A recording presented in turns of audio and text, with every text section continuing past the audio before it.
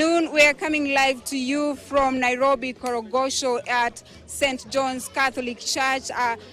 Today we're here to commemorate the Day of the African Child. And this particular event is taking place, this commemoration is taking place in this place, and there's a lot of activities going on, and I'm much pleased to see what has been happening back there. A lot of children are included. As a matter of fact, the MC of this particular event is a child. And then right now I'm here with representatives from the Forum of African Women Educationists, and they're going to speak to us about the plight of the African child in regards to education. Welcome. Introduce yourself and tell us what is the significance of this day here today. It's all right. This is a very important day in the lives of African girls. This is a very important day in the lives of African girls, and indeed in the portfolio of Forum for African Educationists, Women Educationists, because we believe in quality education for the African child. Now, going back to your question, what is the plight of the African girl in regards to education? The African girl is still way behind when it comes to access and even getting the quality education, because of many plights. One of them, teen pregnancies, abuse of very many kinds, and child labor. You know, there are many, but the one that really takes precedence over all these other issues is the issue of teen pregnancy. We have just seen inside there how girls have come up and said because of teen pregnancy, their mothers, they are not able to go back to school. For that very reason, especially this flared up during the COVID-19. For that reason, FAWE, Forum for African Women Educationalists, saw it fit to have a flagship project called Imarisha Msichana, which it is implementing through its Kenyan chapter. We have 34 chapters across Africa, but this particular program, Imarisha Msichana, that has been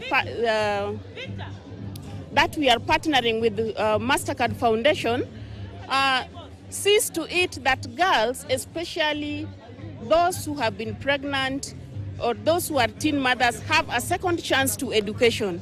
And we are striving to reach 5,000 girls in 20 counties in Kenya. It is a project which is changing lives, transforming children and even families. And we just want to call upon the government and other stakeholders, partners, to ensure that girls are intentionally, especially those who have been pregnant or have teen mothers, are intentionally taken back to school so that they can have a second chance to education. All right. And then from where you sit, do you think that access or the need for access to education is given the much needed attention it deserves? I do not think access is given the much attention that it deserves. I want to give a very live example. Recently, there was flooding in Kenya, and up to now, we know that not all children have gone back to school, especially in places like Garissa. There are still flooding in schools.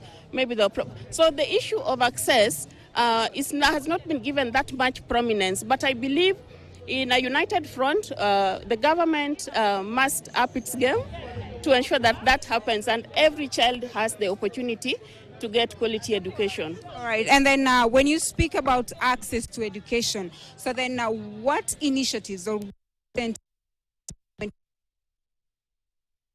access to education and maybe alternatively or ultimately reduce the cases, open the cases of teen pregnancies? Well, currently the cost of living is quite high, and that is a major cause also for families not being able to afford to take their children to school, particularly girls.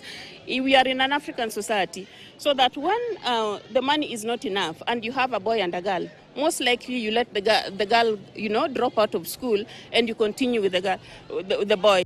In an event that the school fee is not as high as it is, and fee is reduced, that will be a good incentive. At the same time, if the government can ensure that policies that encourage going back to school, especially the re-entry policy for the girls, way back in 2020, is implemented policies that support girls, then I believe that going back to school, access to school will be something that is, acceptable by all children and attained, can easily be attained by most families. All right. Thank you very much. Please allow me speak to the CEO of Fawe Kenya.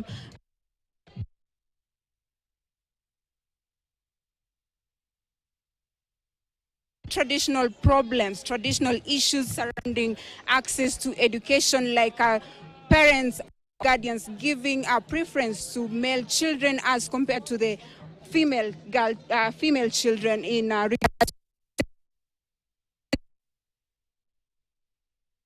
This is a very important day. And today we are in one of the low-income settlements in Kenya.